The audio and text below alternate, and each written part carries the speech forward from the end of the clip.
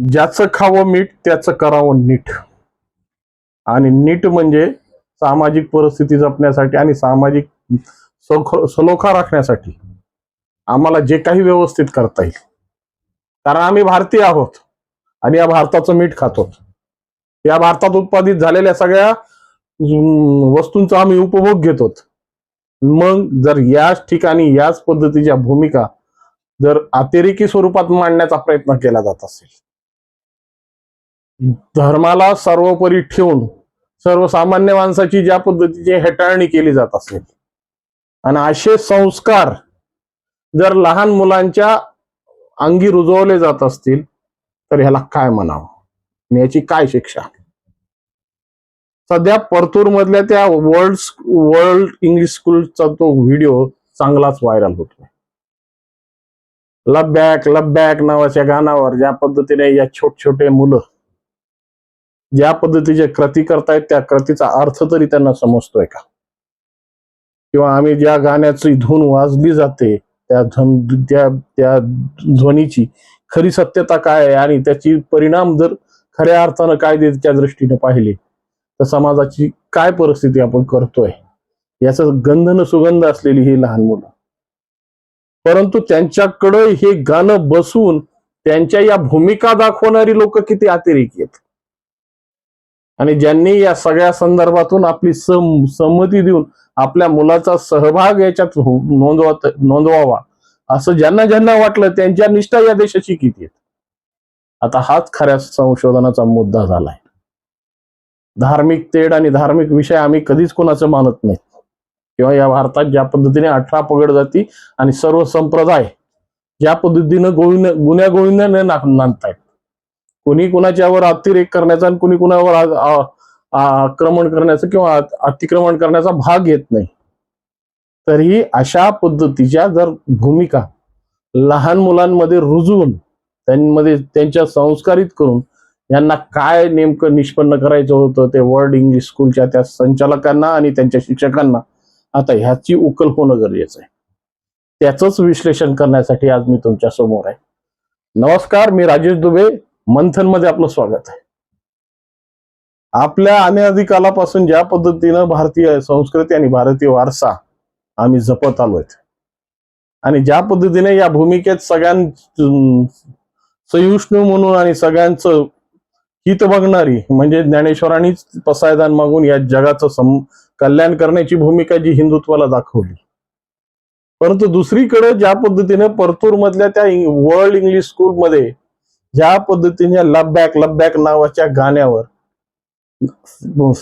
7, 8, 9 वर्षाची मुलं तलवारी घेऊन थिरकतायत आणि ज्या पद्धतीच्या भूमिका म्हणतायत, ज्या पद्धतीनं गुस्ताखे रसूल की एक ही सजा सरतन से जुदा, हे नेमकं काय आणि ही कोणती शिकवण आहे. आजही शाळांमध्ये जर रामरक्षा स्तोत्र वाजवलं गेलं, हनुमान चालिसाचं पठण केलं गेलं तर खूप सेक्युलरवादी समजणाऱ्या लोकांच्या पोटात गोळा उठतो. देशाची परिस्थिती आम्ही कोणत्या स्तराला नेऊन ठेवली आणि या देशाला हिंदू राष्ट्र घोषित करायचंय का असे अनेक प्रश्न उघडपणे विचारणारी लोक आम्हाला सापडतात. पण वास्तविक स्वरूपात पाकिस्तानच्या आतंकवाद्यांच्यावर चित्रित झालेलं हे गाणं आणि ज्या गाण्याचा भारताशी काहीही संबंध नाही, त्या गाण्याला मिरवत आपल्या एका कार्यक्रमाचा भाग बनवणं आणि आपल्या शाळकरी मुलांना त्याच्यावर थिरकायला लावणं आणि त्यांच्यामध्ये ही परिस्थिती दाखवणं, त्यांच्या हातात ज्या नकली काय कसल्या होत्या तलवारी माहित नाही, पण त्या तलवारी देऊन त्यांना फिरवायला लावणं, किती सावळा गोंधळ या देशामध्ये. खऱ्या अर्थानं अशा जर पोषित वातावरणामध्ये अशा परिस्थितीमध्ये जर अशी विचारसरणी पोषित होत असेल तर कशामुळे या देशाची परिस्थिती नीटुपायची राहील. आणि वास्तविक स्वरूपात यांना कधी कळणार आहे की हा देश माझा आहे, इथलं अन्न आम्ही खातो, इथली पाणी आम्ही पितो, इथली हवा आम्ही घेतो, त्यामुळे या मातीचं आणि या परिस्थितीचं आम्ही देणं लागतो. बाकीच्या धार्मिक संवेदना, धार्मिक शिकवणी, धार्मिक परिस्थिती जपण्यासाठी या संविधानानं सगळ्यांनाच अधिकार दिले. कुणावर बंधनं आणि कोणाला आडखाटी कुठंच नाही. परंतु या सगळ्या गोष्टी असताना सुद्धा अशा पद्धतीच्या भूमिका या लोकांच्या मनात रुजतात कशा? जर एपीजे अब्दुल कलामांच्या संदर्भातून एखादं जर आग्नेयास्त्र ओढताना एखादं गाणं केलं असतं, कौतुकच झालं असतं. किंवा अब्दुल हमीद सारखा एखादा रणबाकुरा जेव्हा एक त्या पाकिस्तानच्या 72च्या युद्धामध्ये त्या युद्धामध्ये आपले रणकौशल्य दाखवण्यात एखादं वीररसाचं गाणं दाखवलं असतं, मनालाही संवेदना वाटल्या असत्या. परंतु धार्मिक वृत्तीच्या आणि त्या अतिरेकीचं चित्रीकरण करून प्रदर्शित केलेल्या त्या गाण्याला, लव बॅक नावाच्या गाण्याला जर एवढी प्रशंसा मिळत असेल आणि या संस्था चालकांना ते गाणं एवढं मनाला पटत असेल, तर खऱ्या अर्थाने या भारतीय संविधानाची आणि भारतीय अधिकारांची आता खरी उलट तपासणी करणं गरजेचं आहे. आमच्या कायद्याच्या कचाट्यात काही गोष्टी त्रुटीच्या राहिल्यात का, हे तपासणं गरजेचं. कारण की जर अशा पद्धतीच्या परिस्थितींना जर खत पाणी घालण्यात आतापर्यंत जे मशूल होते आणि आजपर्यंत त्या सत्तेच्या मलाई चाटण्यासाठी ते आतुर होते, अशा लोकांच्या काळात हे सगळं भागलं. त्या काळात मग बनाएंगे मंदिर सुद्धा गाणं बॅन होतं या भारतात, या देशात. या राम हे आमच्या संस्कृतीचा खऱ्या अर्थानं आधारस्तंभ आहेत, त्यांचं गाणं म्हणण्यासाठी सुद्धा आम्हाला प्रतिबंधित होतं. मग ही सगळी परिस्थिती असताना या पद्धतीचे लग बॅक आणि जे गाणं वाजवलं गेलं आणि या मुलांना त्या पद्धतीने थिरकवलं गेलं, हे कोणत्या संवैधानिक गोष्टीला धरून आहे?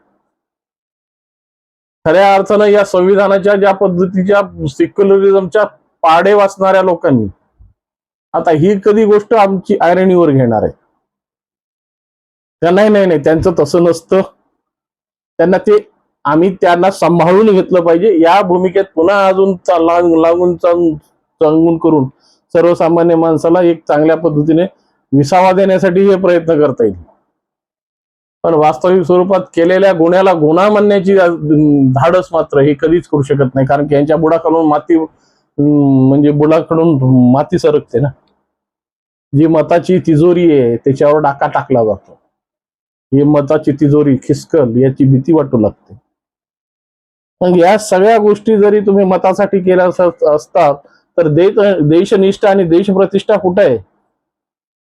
आणि मताच्या लागून चांगून मध्ये जर देशदडीला लागून ज्या पद्धतीने आतापर्यंतच्या कारवाया झाल्या, जर तेच तुम्हाला पुढे घडवायचं असेल तर या गोष्टीचा अर्थ काय राहिला? मग सगळ्यांनाच स्वैराचार करण्याची परिस्थिती द्या.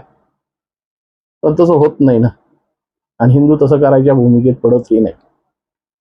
कारण की हिंदूंना आधीच रुजवलं गेलंय आणि आधीच शिकवलं गेलंय, हे विश्वचे माझे घर, हे विश्वच माझं घर आहे आणि विश्वात मके देवे, विश्वासाठी सगळं काही द्यावं, ही भूमिका आमच्या आयुष्यात आम्ही कुणगाठ बांधून ठेवलेली.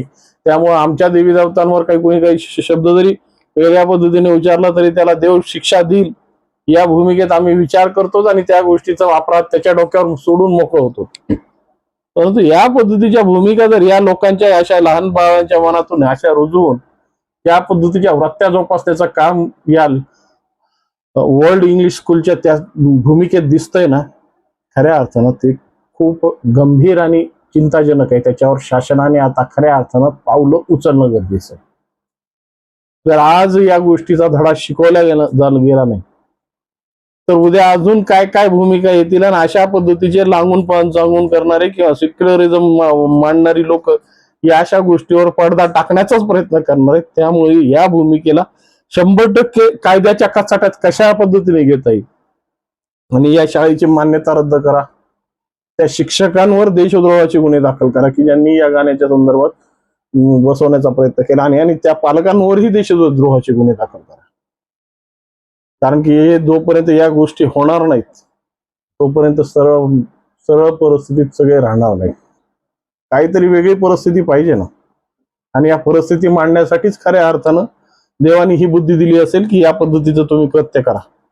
आता शासनाने ठरवायचंय आणि शासनाने कशा पद्धतीच्या भूमिका घेतील हे जर तुमच्या मनात वाटत असेल, शासन याच्यात खऱ्या अर्थानं भूमिका घेऊन या अपराध्यांना खऱ्या अर्थाचा धडा शिकवणार आहे का? वाटतंय का तुम्हाला? वाटत असेल तर कॉमेंट्स मध्ये कळवा. आणि व्हिडिओ आवडला असेल तर लाईक शेअर आणि सबस्क्राईब करायला विसरू नका. नमस्कार.